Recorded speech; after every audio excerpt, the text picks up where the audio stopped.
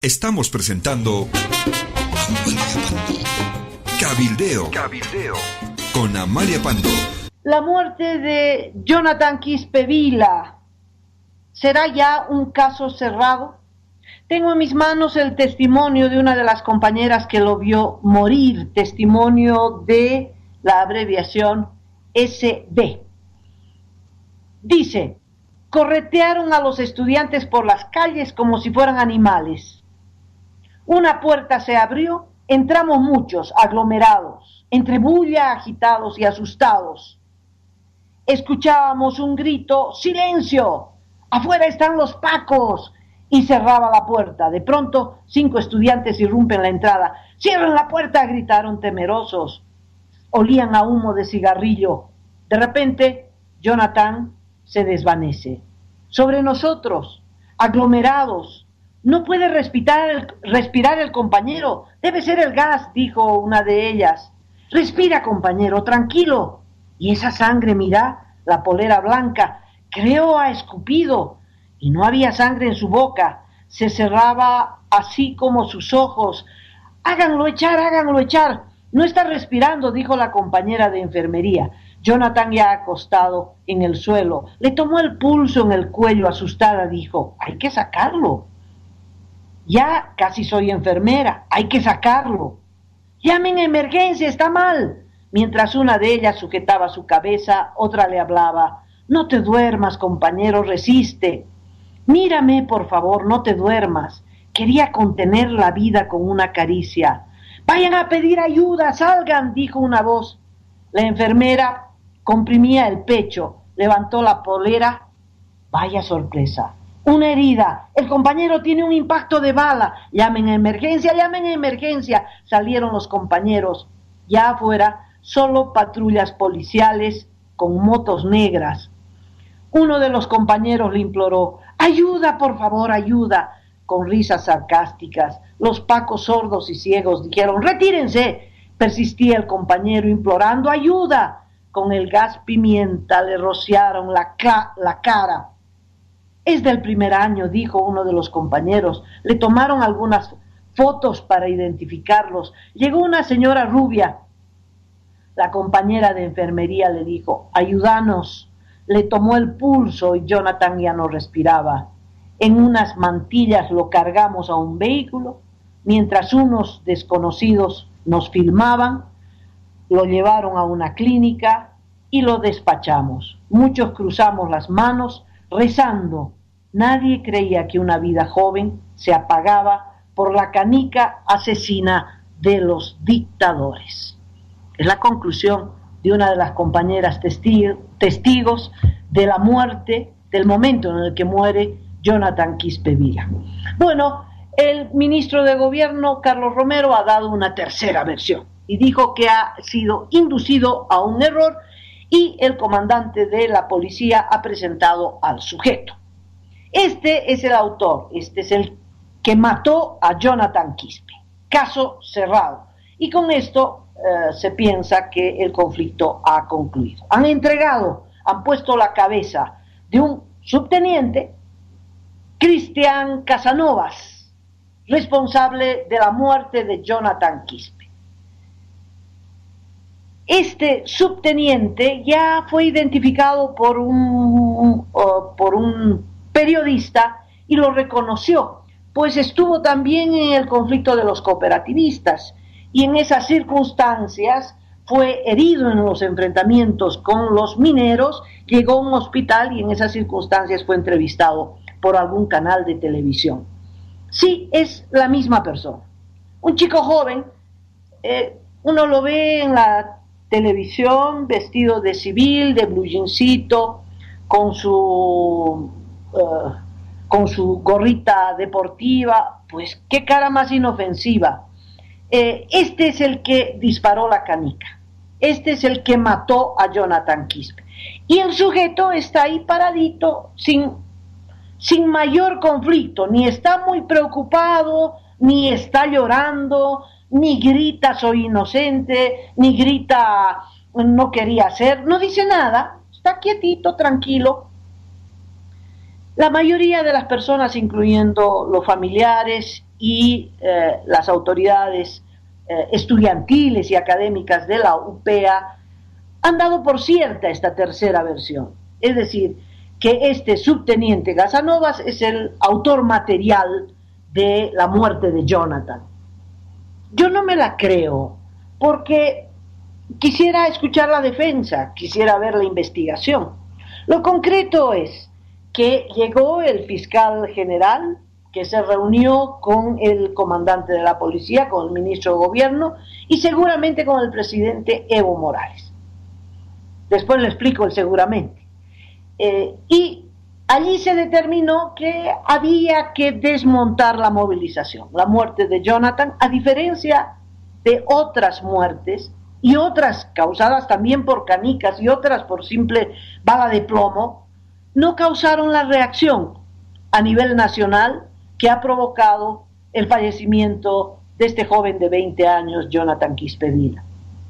Es que las circunstancias son distintas. Y en la Agenda 2018 del gobierno no está enfrentarse a estudiantes ni enfrentarse a nadie. Lo que el gobierno quiere es que el pueblo se enfrente con el pueblo. Es decir, chuquisaqueños contra cruceños, cruceños contra cochabambinos. En su agenda no está que el pueblo se levante contra el gobierno. Cualquier cosa, pero este 2018 no está destinado a enfrentarse al pueblo, sino a cortar cabezas. Quiere cortar las cabezas de las autoridades opositoras, ha empezado por Cochabamba, por Oruro, también es cierto que le han dado el motivo, pero ese es el objetivo, acabar con la oposición, con los periodistas críticos, en fin, allanar el camino para un 2019 electoral con la reelección del presidente Evo Morales. Entonces, a diferencia de otros conflictos y de otras matanzas, resulta que ahora el gobierno entrega la cabeza de un policía. Y dice, aquí está el responsable, este es el que lo mató.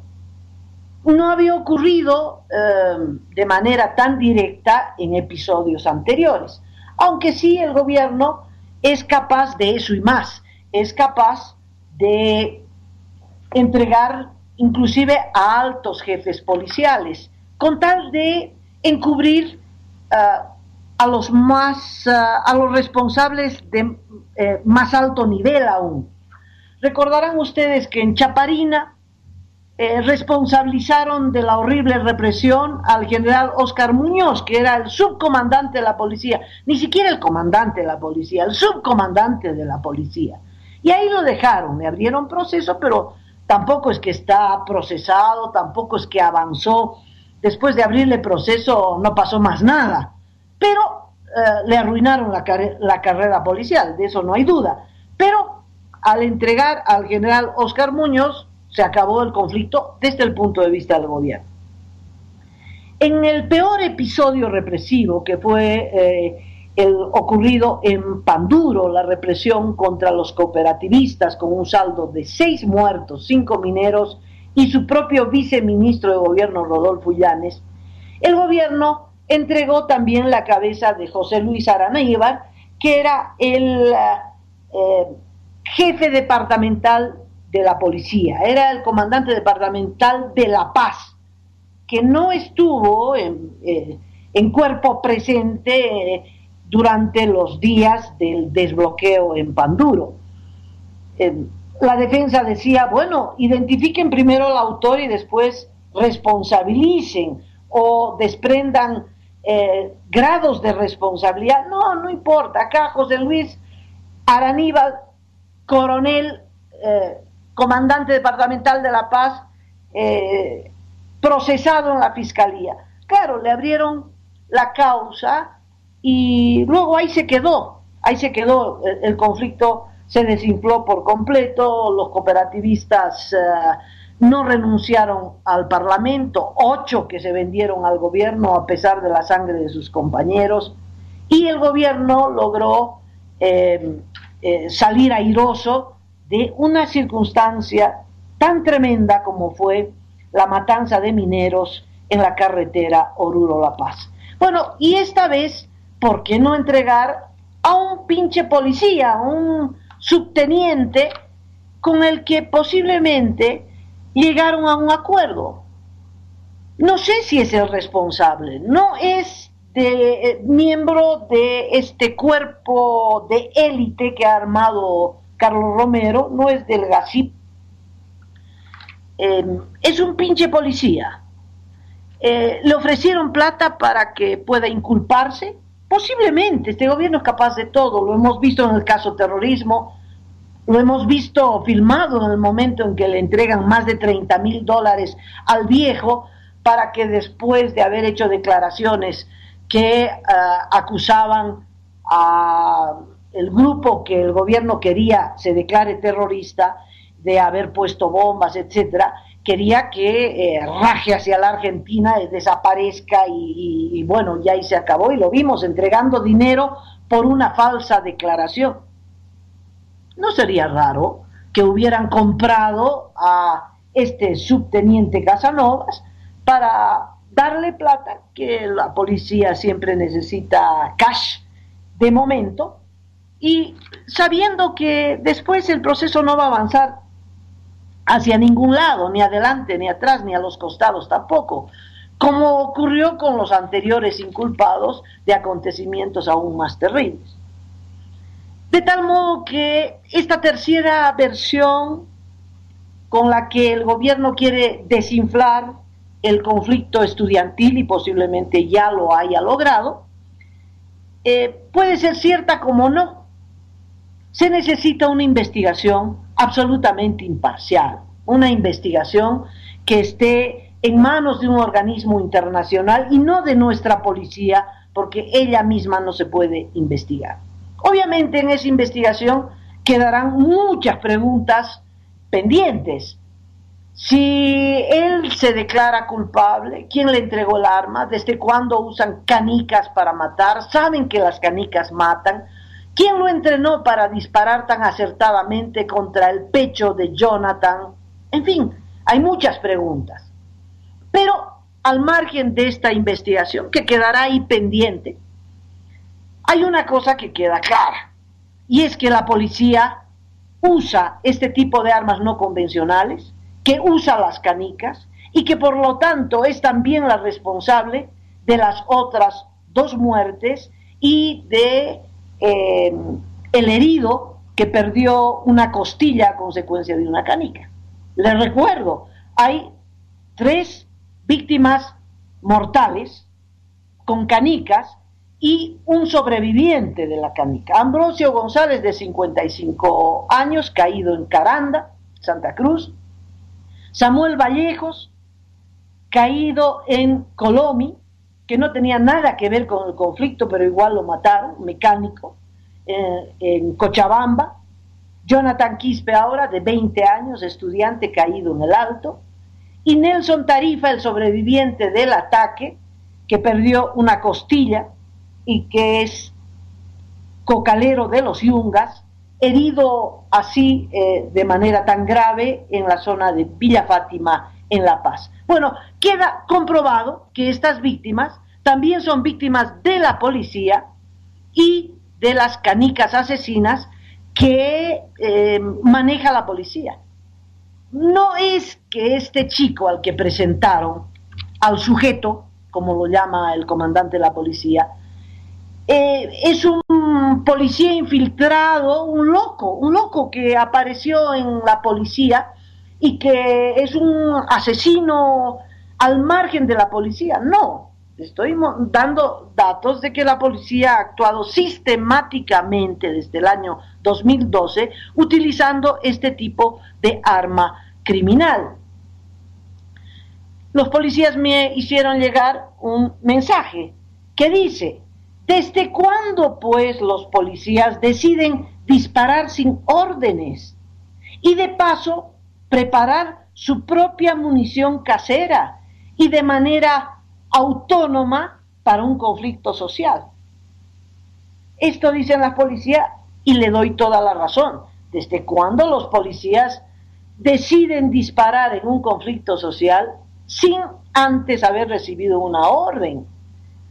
¿Desde cuándo la policía prepara su propia munición casera? Nunca. Es como la historia del eslabón roto, no del eslabón perdido, pero del eslabón roto de Chaparina. Es decir, el gobierno inventa cualquier cosa para encubrir a los verdaderos responsables. Ya la OPEA dice, está bien, le creo que ese es el autor material. Yo no le creo, porque tiene que haber una investigación absolutamente imparcial. ¿Por qué no le creo? Porque no solo años antes, este año he visto que es esta gente del GACIP, es este grupo de policías entrenado o aquí o en el exterior, pero que actúa de manera muy parecida a los policías y los paramilitares venezolanos y nicaragüenses. Es decir, no son pinches policías, son policías altamente entrenados, también entrenados que pueden disparar a la cabeza o al pecho de un manifestante. Son policías inclusive físicamente mucho más grandes que los policías comunes y corrientes. ¿Recuerdan ustedes el incidente de Pailas? Era el conflicto médico. En el puerto de Pailas, Santa Cruz, se hizo un bloqueo de los médicos de Pailas. Y Carlos Romero mandó a los del GACIP a gasificar y a acabar con los bloqueadores o con el bloqueo. Y acabaron con la vida de Rosalís Bello Carrido. Y ahí los vimos actuar. Y esta gente, pues nos parecía extranjero. Muchos dijeron, son venezolanos, son cubanos. Gente muy grande. Y ellos mismos dijeron, no, somos bolivianos, Es que era gente muy grande, muy preparada. Entraron pateando puertas porque estaban buscando a los médicos, que los estaban correteando a los médicos. Y los buscaron casa por casa, obviamente sin orden judicial, cometieron el delito de allanamiento, de haber aterrorizado a la población, de haber gasificado dentro de domicilios. De milagro solo murió una persona, pudieron haber muerto muchos más, incluidos niños y bebés, que con el gas lacrimógeno, que es también criminal, usado de esa forma, porque no es un gas lacrimógeno para dispersar una manifestación, no, ahí había un bloqueo. Entonces, en vez de tirar al bloqueo, tiraron al bloqueo, pero no les fue suficiente, tiraron dentro de las casas, ¿verdad? Y fruto de un gas lacrimógeno que llegó al patio de la casa de doña Rosalís quiso escapar del gas lacrimógeno, tropezó, cayó de nuca, la llevaron a Santa Cruz, pero ya tenía muerte cerebral. Una semana después falleció. Ese fue el saldo de la actuación de estos policías, que es obvio que no actúan por su cuenta. No es que hay un policía loco, asesino, que se infiltró, que es la idea que nos da en esta conferencia de prensa el ministro Romero con el comandante de la policía y el fiscal general. Aquí está el sujeto. Bueno, ese sujeto era camarada de la policía, ese sujeto actuó por instrucción de alguien, y es ese alguien, ¿no?, que queremos saber nombre y apellido, porque son los autores intelectuales, los que preparan a la policía, los que actúan. Y yo me pregunto, ¿será él o es que es una cabeza de turco para encubrir a la gente del GACIP, que tiene la garantía de la inmunidad, de la impunidad, porque pueden hacer todo lo que sea con el fin de defender al gobierno? También los vimos actuar en San Borja. Recordará usted el 28 de abril, San Borja, un pueblo del Beni, que se levanta porque no funciona nada en el hospital. El hospital se cae a pedazos y la gente sale a protestar. ¿Qué gente? La gente que usa ese hospital, es decir, los más pobres de San Borja, que son la mayoría. Y aparece el GACIP, aparecen los policías, con sus escuderos, que son los policías comunes y corrientes, pero detrás están estos hombrones preparados para disparar, tiran el gas lacrimógeno al cuerpo de la gente, para masacrarlos, para romperles la cabeza. En fin, los hemos visto actuar, y también el 21F, recordará usted este incidente en el que ha sobrevivido Waldo Albarracín y su hijo. Ahí sobre la moto, primero varias motos actúan en pelotón. Aparece Waldo Albarracín en escena, el motociclista avanza, da la vuelta rápidamente y el de atrás apunta, y por suerte le falló la puntería por unos milímetros.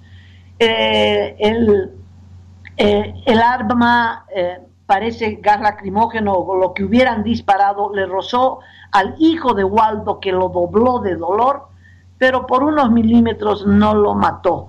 El disparo estaba dirigido, parece, contra Waldo Albarracín, pero le cayó al hijo que estaba al lado. Bueno, esos son los del GACIP, no es un hecho aislado, no es que el gobierno actúa de manera prudente y respetando los derechos humanos sistemáticamente, y que ahora, como un hecho excepcional, un policía loco mató a Jonathan. No, la norma es que actúan en medio de la barbarie, sin respetar los derechos humanos, pateando, golpeando, tirando gases lacrimógenos al cuerpo de los manifestantes, tirando balines, disparando armas a la cabeza, al pecho, como ha ocurrido en Panduro, con el saldo de 5 mineros muertos, y no hicieron nada para salvarle la vida a su propio viceministro. Es decir, son capaces de eso, de no negociar ni siquiera para salvar la vida de su propio viceministro, y de aplastar, ahogar en sangre una movilización para dejar claro que el poder está en manos de Evo Morales y que él no discute, él somete. Bueno, eso es lo que está claro. Queda claro que las canicas asesinas, como lo dijo el Tigre en ese partido de fútbol, cuyos hinchas extendieron el letrero clarito, antes de Romero y antes que nadie, el Tigre lo dijo, no fue la canica, fue la policía.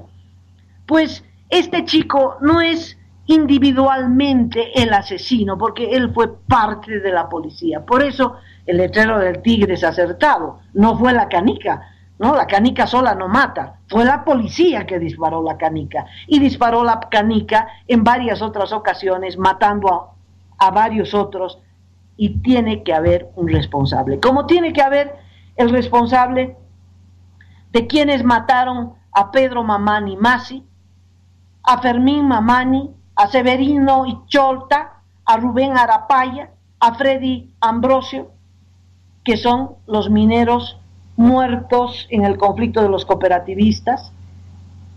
Nadie ya reclama justicia por ellos. Fueron muertos a bala, con disparo en la cabeza, con disparo en el pecho. ¿Quién disparó? Yo le voy a decir, como el letrero del Tigre, la policía. La policía. ¿Y quién mandaba a la policía? Don Carlos Romero. En el gobierno de Evo Morales, le reitero la cifra letal. 86 personas murieron en similares circunstancias bajo el gobierno de Evo Morales, y bajo la gestión de don Carlos Romero, 34 personas murieron en estas circunstancias a manos de la policía que él dirige. Bueno, queda claro entonces, las canicas son de la policía es responsable, no solo el que ellos dicen, el sujeto, no, el sujeto es la policía. La policía tiene que ser investigada, el que entregó las armas, el que importó las armas, cómo llegaron estas armas, quiénes lo entrenaron. Es decir, don Carlos Romero está en apuro. Si no ahora, lo estará siempre, porque el letrero de culpable lo perseguirá el resto de su vida, a él y al presidente Evo Morales. El otro tema es muy interesante porque Jonathan murió el 24 de mayo, ya estamos en junio, y el 25 el ministro de gobierno daba una versión política del uso de las canicas, y decía, Las canicas son parte de la conspiración contra el gobierno. Es una constante en las movilizaciones contra el gobierno. Quiero denunciar que estas muertes tienen la finalidad de promover una conspiración social, una convulsión social. Estas movilizaciones tienen un componente político. Las canicas son armas de los opositores. Dice, en Achacachi, en agosto del año pasado, hemos detenido a los bloqueadores y llevaban canicas y petardos. Todo esto para desacreditar al gobierno, y además detrás de esto está la embajada americana, Doria Medina y la alcaldesa del Alto, que son parte de esta conspiración. Y dijo, como en Venezuela, esta conspiración será derrotada. Bueno, ¿qué hay de esto ahora? Si el responsable de la muerte de Jonathan es este sujeto, ¿qué hay de esta conspiración? ¿Qué hizo que el ministro de gobierno, pues quién lo indujo a este grave error de acusar a la embajada americana, a los opositores, a la derecha, a Doria Medina, a la alcaldesa del Alto? Por Dios, tendrá que disculparse porque esta cantaleta ya la hemos escuchado demasiado tiempo y por supuesto no le creemos. Y ahora él mismo dice que mintió. Él mismo se autoinculpa y dice, he mentido, como ya no es la embajada americana, ya no es la oposición que introdujo canicas, etcétera, etcétera, etcétera. Ya no es Doria Medina ni doña Soledad Chapetón. Entonces está diciendo que esa subversión fue falsa. Ya lo sabíamos, pero es bueno saber que él mismo dice que ha mentido. Le está diciendo al país que mintió. Y no sabemos si siguen mintiendo, porque no sabemos si este subteniente es en efecto el autor del disparo. No lo sabemos. Eso dice el gobierno. No lo sabemos. Queremos una investigación absolutamente imparcial que determine quiénes son los autores materiales, en qué circunstancias, bajo qué órdenes, con qué armas, con qué entrenamiento y quiénes dieron la orden de actuar así o así. No se olviden que en el Alto, Jonathan es el 7º muerto del gobierno. Los 6 primeros ocurrieron cuando incendiaron la alcaldía del Alto con la clara intención de afectar o matar a la alcaldesa opositora Soledad Chapetón. Mataron a otros, más bien no mataron a cientos, podía haber ocurrido porque los estaban asfixiando, murieron 6. Y esas muertes no tuvieron tanto impacto como la muerte de Jonathan. Yo creo que por fin, el pueblo boliviano se sacude y dice, basta, no queremos más muertos, ya son 86, no más, ni uno más. Por favor, párenla aquí y démosle una salida pacífica al conflicto social. En Nicaragua ya son 102 los muertos desde el pasado 18 de abril y la última matanza ocurrió el 30 de mayo pasado, hace 2 días, en el Día de la Madre, cuando las madres de abril, las madres que perdieron a sus hijos, más de 60 en el mes de abril, salieron apoyadas por la población en manifestaciones. El gobierno reconoció hoy oficialmente 15 muertos ese día. La prensa habla de 18, pues cuenta 3 más en Chinandega. Los muertos son de Managua, Nasaya, Estelí y Chinandega, 18 en un día y 218 heridos. En Venezuela, no se olviden, son más de 200 los muertos con los que Nicolás Maduro ahogó la resistencia a su gobierno y levantó en esa sangre a su asamblea constituyente para hacer y deshacer, más bien deshacer Venezuela. No queremos que esto ocurra, ni un muerto más. Vayamos a elecciones libres y democráticas a fines del 2019, como dice la ley. Vayamos a unas elecciones respetando la Constitución, respetando el resultado del 21F, que es vinculante y de cumplimiento obligatorio, y estamos a la espera de que el Tribunal Electoral de nuestro país efectivamente haga cumplir el resultado del referéndum que el propio tribunal convocó y que sabe que ese resultado no puede ser modificado, ese resultado lo tiene que hacer cumplir porque así dice la ley. Y es la única forma de evitar que vayamos a un enfrentamiento más grande, un enfrentamiento sangriento y desgarrador, cuyo resultado no se puede prever, pero que el gobierno sí está dispuesto a ir a ese enfrentamiento porque lo ha dicho Carlos Romero, lo ha dicho.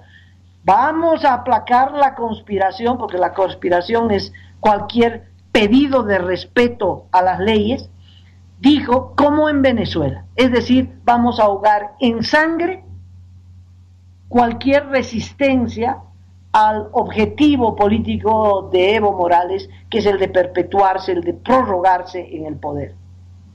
Creo que nuestra respuesta tiene que ser pacífica, democrática, ir a elecciones exigiendo condiciones democráticas y evitar nuevos muertos. Pero el evitar tiene que ver con el gobierno, que deje de usar canicas, que deje de matar gente, que deje de llevar ni armas de fuego ni canicas a las manifestaciones, que deje al pueblo expresarse libremente, y una de esas formas de expresarse precisamente es la protesta callejera. Bueno, muchas gracias por hoy, eso es todo, y estaré con ustedes un nuevo reporte el lunes próximo. Muchas gracias.